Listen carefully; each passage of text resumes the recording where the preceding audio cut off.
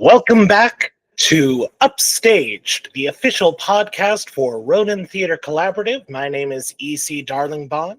I am the marketing director and assistant artistic director for Ronin Theatre Collaborative, and with me is Van Rockwell, the director for our first show of 2026, which is Shrines. Right. Yes. It would have been better if I had prepped you beforehand. I'm just like, here we are. Well, Van, it's really good to have you here. You and I have known each other for 8 years? 10? When was My Man Godfrey? I want to say that was 2015, 2016. It has been almost a decade. Well, this will be very topical for the 2016 trend going on. So, yeah, we've known each other for over 10 years. It doesn't feel like 10 years, and maybe someday it will, but not right now. But Probably. When we slow down, it might feel like longer than that. But right now, I think we're still young at heart, and I think we're still zipping through life. Absolutely. And I'm okay with that. Me too. We are at this point about 2 weeks, a little less than 2 weeks away from Shrines opening at the Irish Cultural Center. We'll run there for a weekend before we transfer over to Main Street Creative Arts Center. It's going to be a good time. For those unfamiliar with Shrines, and that's going to be most of the people listening since it is a world premiere. It is about a family stuck in a horrifying cycle of perpetual mourning, throwing a birthday party for a dead teenage girl on what would have been her 30th birthday. When the girl's former high school sweetheart arrives and drops a major bombshell, the night descends into chaos and forces them to contend with deeply held traumas and disturbing secrets. Shrines is a play about blurred boundaries, Facebook, and the way we grieve now. And Van is the man we have entrusted with leading this initial production. So, Van, let's get to know a little bit more about you and your career. So, how did you first come into contact with Ronin? Well, when Ronin first started by Keith Hall, before it was taken over by you and Cody Golder, we all know Keith Hall. And he was doing something I think every theater kid, or at least every nerd like myself, had the guts to do. They were doing new works, they were doing old classics, they were doing, I think what a lot of people would say is too taboo for this day and age theater scene. You know, you're telling me you're going to do Coriolanus, a Klingon Hamlet. And to me, I'm thinking, oh, wow, that's cool. Because I've always sat and said, you know, nobody does Antigone. No one does Trojan women anymore. No one does Agamemnon. No one does these Shakespeare shows. And I think that's ultimately what kind of drew me to there. And the idea of like when Keith said, hey, you want to direct Dracula and Tombstone? It's essentially a B Western with horror elements. I thought, why the heck not? I mean, it's something new. It's a world premiere. And that's kind of what brings me back to Ronin. And the more I thought about it, the more I don't think Ronin is a company you join. I feel more like it's a community you grow into. That there's an emphasis on ensemble, there's an emphasis on care. And what I think is really fascinating about what Keith Hall established and what Cody Golder and you are trying to continue is there's an emphasis on risk taking. And that's kind of how I want to make theater, especially at this point in my life and this point in my career. And I know it's going to seem like I was paid to, you know, just hype you and Cody Golder up this entire interview, but that's fine. You know, I want to come back and I know what I need to do. But when it's what Cody Golder said at the end of his acceptance speech for Venus and Fur for Best Production, do theater that scares you. And I like to kind of jump on that saying, do theater that you're afraid of doing yourself. I think that's really lovely. I always love talking to you, Van, because you always, every time I see you, I'm just like, that guy knows what he's about. He knows what's going on. And either you're an incredible actor or you really do. But I like to believe it's that you know yourself so well. And I like to believe it's both, with maybe a mix of caffeine. yeah, well, I would know that. I've been in enough plays with you also as an actor to know, like, yeah, he's a good actor. He's great. Thank you. Thank you. Welcome. Sure. How did you become a director? What was your first show directing? I would say the very first show I ever directed was a one act called Seasons when I was at Scottsdale Community College. And then in Arizona State University, I did a one act for the Phoenix Fringe Festival called Behind Closed Doors, which was also a new work. Both of these were new works that never saw the light of day outside of when we performed them. So I hate to say this is kind of like a full circle moment coming back to new works. But that's pretty much how I got my start. And it's been just a very nice hobby, very nice. I guess it's a hobby. I mean, I wish it was a career or full-time profession, but we all know that's not the case here. It's been a nice hobby ever since. Oh, yeah.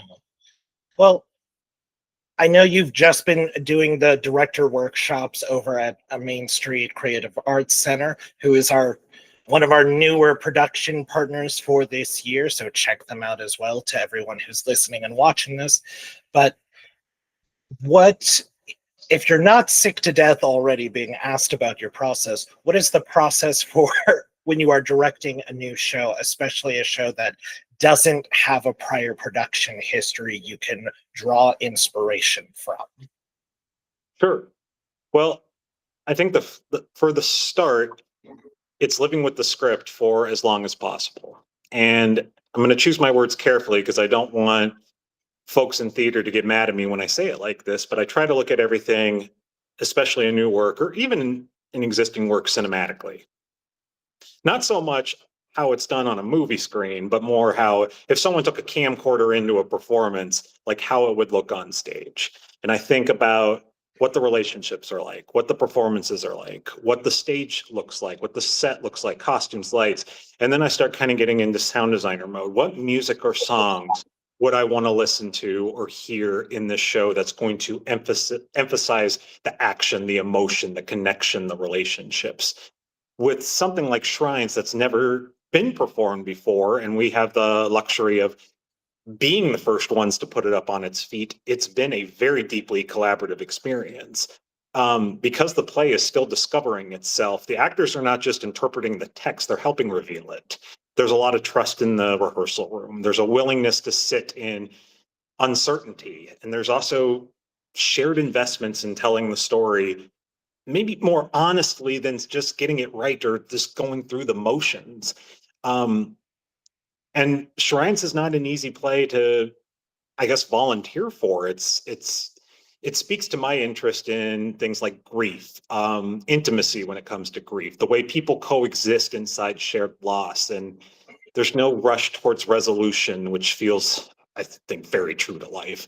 The challenge is resisting the urge to tidy things up or push emotional clarity too quickly.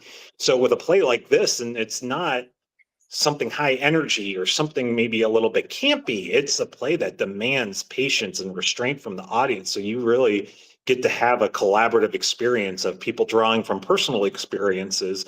And again, I hope no one has to go through some of the grief that's in this show or some of the loss that's in the show like this, but bringing on a lot of emotional maturity and the past emotions, past experiences, and really finding out how we can make this play very different from something that's very, I think, traditional out there. And I'm not knocking traditional plays. There's a reason why we like to go see those traditional plays. But for something like this, it's asking us to do something different because it is something different to watch. Absolutely. I was having a conversation with Melody, who plays Becks in the show. It's such an ensemble piece. It's hard to say who is a main character, but she does push a lot of the plot forward. And we were having a conversation in regards to, like, she was helping me out with the advertising, and we were talking about, like, the idea of a content warning, because especially in something that it's such a new play, nobody kind of has that pulp culture osmosis of like, okay, I know if I'm going to go see Macbeth, I'm probably going to see at least more than one person stabbed. But if I'm going to see a new play, there's always that little bit of extra dread of like, oh gosh, what are these people up to? What have they put into this? But so we had to have that conversation about, content warnings, especially for a show that does deal so heavily with grief. Um, and we were trying to, a lot of it is just phrasing of like, how do we put this?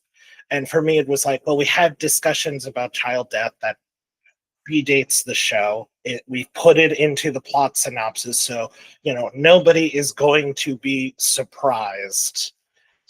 Hopefully, nobody is going to be dreadfully surprised. I was in a show once called Moon Over Buffalo, where they don't put it in the marketing material that an affair happens and a pregnancy out of wedlock occurs between a married theater owner and his young ingenue. And we were doing the performance, and a couple left. And we were asking, like, hey, did they say anything about why they left? Was everything okay? Were they feeling well? And apparently, box office got back to us with, they came up to them and said, we're sorry, this show hit way too close to home. We've just had issues with infidelity in our own marriage, and now we have to go. So even with established plays from, the 1990s, which are now 30 years ago, which, oh boy, okay. Why are you reminding me of that? You're just dating me now. It's fine. I was born in 1995, so it's my duty to do that before it's eventually done onto me. So even with established plays, we don't always have that security of knowing everything that's going to happen. You talked about how there's a lot of trust in the room. What is it like working with this cast in particular, and developing the show as is with this new play?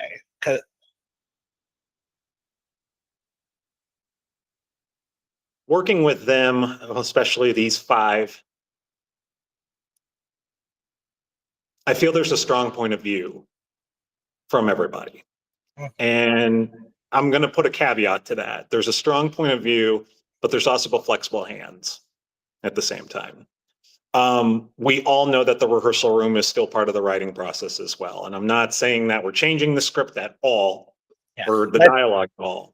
Let's say that again. Ashley Rose Wellman, who is alive and well in LA, we promise you, we have not made any changes without your say-so. I promise. Yep, yeah. I promise.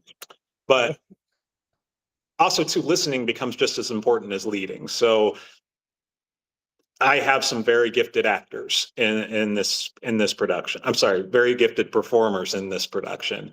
And it's all about being collaborative, being creative, and asking them, you are creating this character from scratch. You have words here. You are cast because I trust you, because I definitely saw you playing this character very much to my vision. You have the luxury of turning this character into yours. So tell me, let's talk. How are we going to do that? Here's what we know in the script. Let's talk about what we don't know in the script to really develop these characters. Yeah. Is this also your first show working with an intimacy coordinator? Because I know we have Sydney Kalinsky, who, at least this is my first production, from behind the scenes. Well, no, because we also had an intimacy coordinator for 6 Rounds of Vengeance. Never mind. We have worked with them before, but it's always an interesting challenge to incorporate new things that are coming in as part of the theater scene and seeing it actively change. It's not my first rodeo with working with an intimacy coordinator. I have worked with others in the past.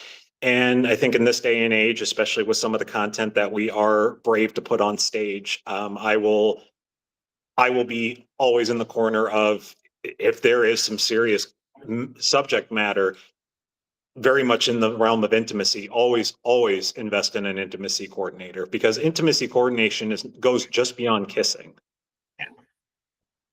There's connection, there's physicality, there's intimacy does not always mean what you think it means, so.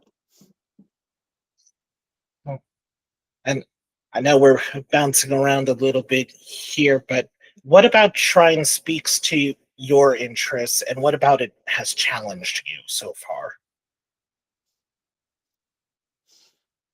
I like that the play really demands patience and restraint, which can be uncomfortable, but it can also be incredibly rewarding. I think that's the challenge. I think I said this earlier, it's resisting the urge to tidy things up or push emotional clarity too quickly. And that's what really it speaks to me. I feel like this show really feels very true to life. And I've been unfortunate to suffer probably more grief and loss than one person's supposed to have in a span of like 4 months. But it's really more about the way people coexist inside loss or grief, even if it's shared. There's no right or wrong way to grieve, to celebrate someone's life, how do I want to say it? There's no right or wrong way of grieving. Yeah. And oftentimes it's really difficult, and oftentimes it can be kind of funny. I hate to say it, and people are probably going to want some examples of that, but I just say come and see the show. Yeah, I remember when we were doing the read through it, I had read the play already, like in advance of time, but it's different reading it to yourself than it is seeing actors give it a go on the first try. And it's just like, oh, I'm laughing at a lot more things than I did when I was just reading by myself. And I almost felt a little bit guilty for laughing at parts just because of how true to life it did feel. Absolutely. When you are thinking about how audiences are going to respond to the show, what is it that you hope that they're walking away with? Well, I certainly want people to leave feeling reflective. The subject matter, I got to understand that they're probably going to some are going to leave a little unsettled. But I think the ultimate goal is I don't want anyone to leave empty. I want people to recognize something familiar in the family, whether it's the family that they currently have, whether it's prior families. I want them to recognize something in the rituals, something even in the silences. If they walk away feeling seen or thinking differently about how grief lives alongside love, then I think the play has done its work. And ultimately, there's something about watching other people experience grief and loss that makes us feel a little bit more comfortable. And I want people to see that, just very much like the characters in this play, there is no easy right or wrong way of grieving. That if this family can behave the way that they do, then pretty much like there's no holds barred on how we deal with it in our own individual lives. Yeah. And thinking back to what you said about how Ronin tries to be very much like a community of artists coming together, there is something, because even with some of our newer cast members like Shari, Mark, Connor, who are relatively new, like I've known at least Mark and Shari for years. Connor is a more recent, a recent friend, but it's still, I am very thankful that everybody in the room, with you, with our stage managers, are just, because of that community connection, it feels like it's a much safer space to explore everything than it might be if we were all complete strangers with each other. I agree. And I'm very much in the same realm as you. I've known you for a long time. I've known Cody Golder and Melody Knudson for a long time. I've known Connor for a long time. He'll probably kill me for saying this, but I remember casting him in a show when he graduated high school. I'm dating more myself than him. So, we all know who some of these characters are. Not these characters, who these performers are. Mark, same thing. I've worked with Mark on stage as an actor, but I've never been able to direct him. And yeah, there's a certain level of trust with this group as well. And I think that comes from being in the Valley, being on stage for quite a number of years, and just having those relationships. I'm really thankful for you, man. Likewise. Well, I have gone through all of the questions I had for you today. I want you to take it easy, enjoy the weekend before we are getting into this last week of rehearsal before load-in and tech. And for everyone listening and watching, again, first show of 2026 for Ronin. It's going to be Shrines by Ashley Rose Wellman, directed by our very lovely friend here, Van Rockwell. We're opening at the Irish Cultural Center January 29th. So it's going to be a Thursday. So if you can make it, that would be really great. We do serve alcoholic beverages, so drink responsibly. There is no intermission as part of the show that has been built in. So it's running about, Van, I think you said earlier it was running about 90-ish minutes, 90 to 100. If we go over 90, we're doing something wrong. It's a play that doesn't take any prisoners and doesn't have any hostages. We are zipping along. Yeah. It's one of those shows that zips along. And by the end of it, I'm hoping that everyone goes, "Oh, wow, that went by." We're giving you plenty of time after the show to think about what you have seen. And I think that's kind of one of our secret mission statements here at Ronin with some of our programs of just like, yes, we want you to have a great time. We also want you to think afterwards. I also look at it as if our show times are at 7, and with how lame Arizona can be, we are at least getting you out there so you can have a nightcap or a late bite of food before everything starts closing down. Absolutely. And if we are taking too long with the silences and the acting, we have plenty of concessions for you to buy at reasonable prices.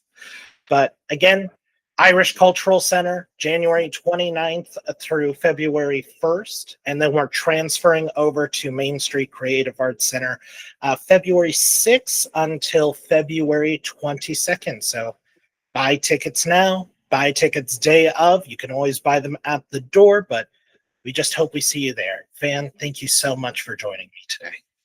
Thank you so much for having me. This was a pleasure. Always.